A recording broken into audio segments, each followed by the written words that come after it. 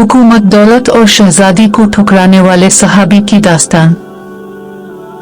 हाफिज इब्न कसीर और हाफिज इब्न असाकिर अब्दुल्ला बिन हज़ाफा रजी अल्लाह अन्हु का वाक़या बयान करते हैं कि आपको रूमी काफिरों ने कैद कर लिया और अपने बादशाह के पास पहुंचा दिया। बादशाह ने आपसे कहा कि तुम नसरानी बन जाओ, मैं तुम्हें अपने राजपाट में शरीक कर लेता हूँ और अपनी शहजादी को तुम्हारे निकाह में देता हूँ।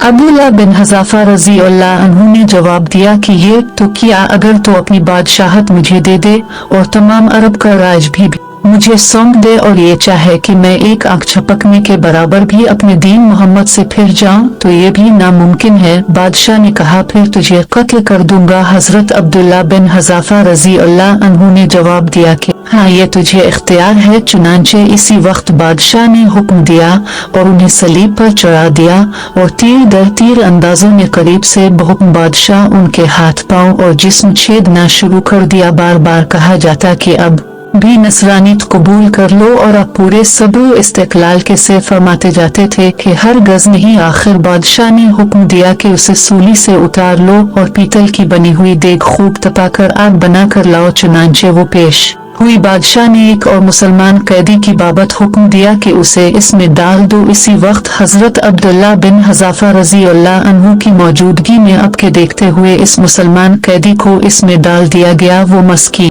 सहाबी इस वक्त चरमर होकर रह गए। गोश्त पोस्त जल गया और हड्डियां चमकने लगे। फिर बादशाह ने हजरत अब्दुल्ला बिन हज़ाफा रजी अल्लाह अन्हु से कहा कि देखो, अब भी वक्त है, बात मान लो और हमारा मजहब कबूल कर लो, वरना इसी आग की देग में तुम्हें भी डालकर जला दिया जाएगा। आपने फिर भी अपने ईमान जोश से काम लेकर फरमाया कि नामुमकिन है कि मैं अल्लाह के दीन को छोड़ दूं। इसी वक्त बादशाह ने हुक्म दिया कि उन्हें चरखी पर चढ़ाकर इसमें डाल दो। जब ये इस आग की देग में डाले जाने के लिए चरखी पर उठाए गए तो बादशाह ने देखा कि उनकी आंखों में से आंसू निकल रही हैं। इस वक्त बादशाह ने हुक्म दिया कि रुक जाओ और उन्हें अपने पास बुला लिया, इसलिए कि अब इसे उम्मीद बंध गई थी कि शायद इस अजाब को देखकर उसके ख्यालात बदल गए हों।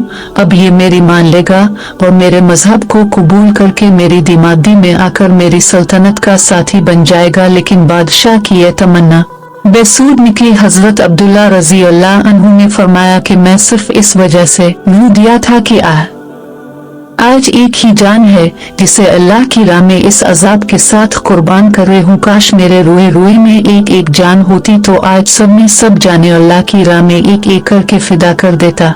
बाज़ रवायात में है कि आपको कैद खाना में रखा और खाना पीना बंद कर दिया गया। कई दिन के बाद शराब और खिंजीर का गोश्त भेजा, लेकिन अपने इस भूख पर भी इसकी तरफ तवज्जो तक ना फरमाई। बादशाह ने आपको बिला भेजा और इसे न खाने का सबब दरियाफ्त किया तो आपने जवाब दिया कि इस हालत में मेरे लिए जायज तो हो गया है, लेकिन मैं तो जैसे दुश्मन को अपने बारे में खुश होने का मौका भी नहीं देना चाहता। अब बादशाह ने कहा कि अच्छा, तुम मेरे सर का बोसा ले लो तो मैं तुम्हें और तुम्हारे साथ के तमाम कैदियों को रहा कर देता हूँ। अपने इसे कबूल फरमा लिया और उसके सर का बोसा ले लिया और बादशाह ने भी अपना वदा पूरा किया, आपको और आपके साथियों को छोड़ दिया। जब हजरत अब्दुल्ला बिन हज़ाफा रजी अल्लाह अन्हु यहाँ से आजाद होकर हजरत उमर फारूक रजी अल्लाह अन्हु के पास पहुँचे तो अपने उन्हें बड़े अदब के साथ मिंबर रसूल सल्लल्लाहु अलैहि वसल्लम पर बिठाया और फरमाया कि अब्दुल्ला, अपना वाकया हमको सुनाओ। चुनांचे जब अपने शुरू किया तो खलीफा अल मुस्लिमीन की आंखों से आंसू बहने लगे तो अपने फरमाया कि हर मुसलमान पर हक है कि अब्दुल्ला बिन हज़ाफा रजी अल्लाह अन्हु की पेशानी चूमे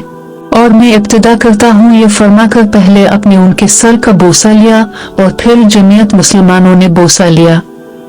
ये वाकया हमें दीन की खातिर दुनियावी लालच और मुसीबतों को पसपुश्त डालने की तरगीब देता है।